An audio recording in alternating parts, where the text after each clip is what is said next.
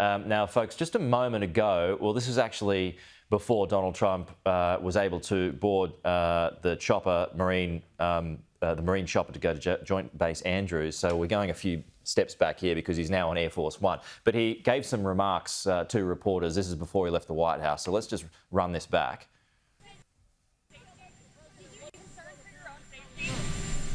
Not really. I'm really concerned for our country. We have a great country. We have a radical left group of lunatics out there, just absolute lunatics, and we're going to get that problem solved. I'm only concerned for the country. Yeah. Mr. President, how do you want to see your supporters respond to this? Charlie Kirk was a big advocate of nonviolence and free speech on campus. How do you want your supporters to respond, sir? I think that way. He was an advocate of nonviolence. That's the way I'd like to see people respond. Say it? I did. I spoke to Erica, his wife, and we had a long talk, and she's devastated. She is absolutely devastated, as you can imagine. Are you concerned? Have you any reporting interrogation behind the Charlie Kirk assassination? I don't know what you're saying. What do you think about the people?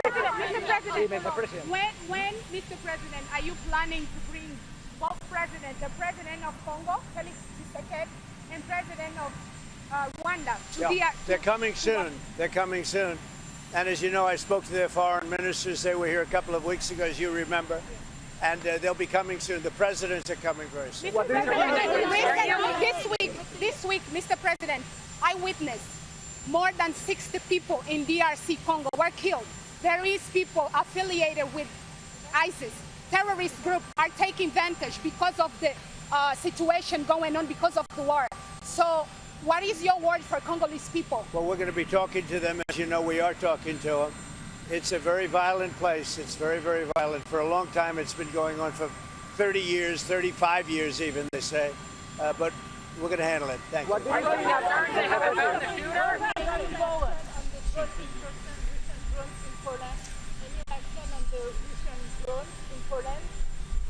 Can't understand. Mr. President, what do you think about the media that justify the murder of Charlie Kirk? I think it's terrible. They ought to be ashamed of themselves. It's terrible.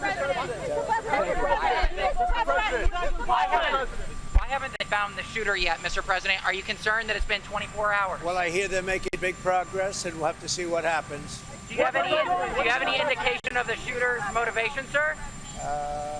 I have an indication, yeah, but we'll let you know about that later. Thank you. I believe you spoke with Uzbekistan president, and this last Sunday you sent greetings to Kazakhstan.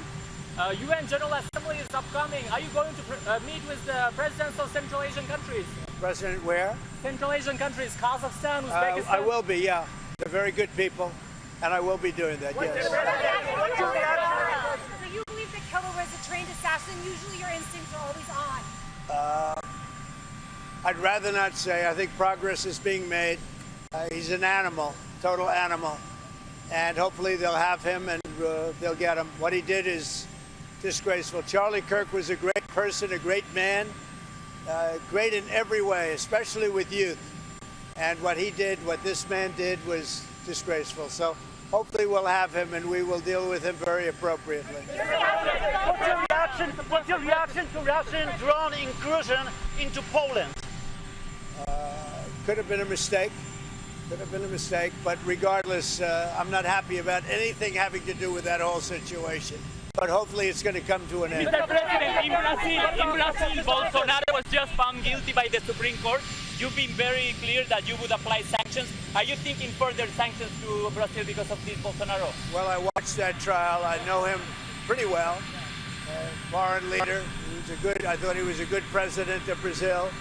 And it's very surprising that that could happen. That's very much like they tried to do with me, but they didn't get away with it at all. But I can only say this.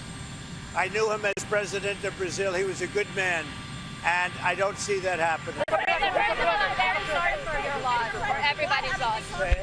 I'm very sorry for your loss, first of all. Thank you. How do you think Israel's attack in Doha will affect the hostage deal?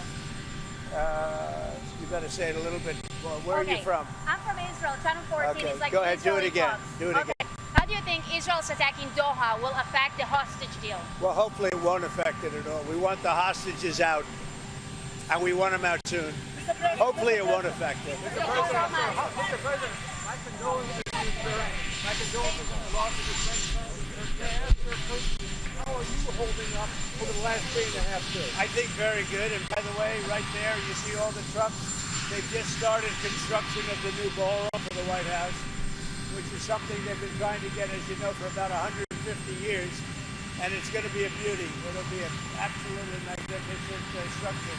And I just see all the trucks. We just started, so it'll get done very nicely, and it'll be one of the best anywhere in the world, actually. Thank you so much. Your message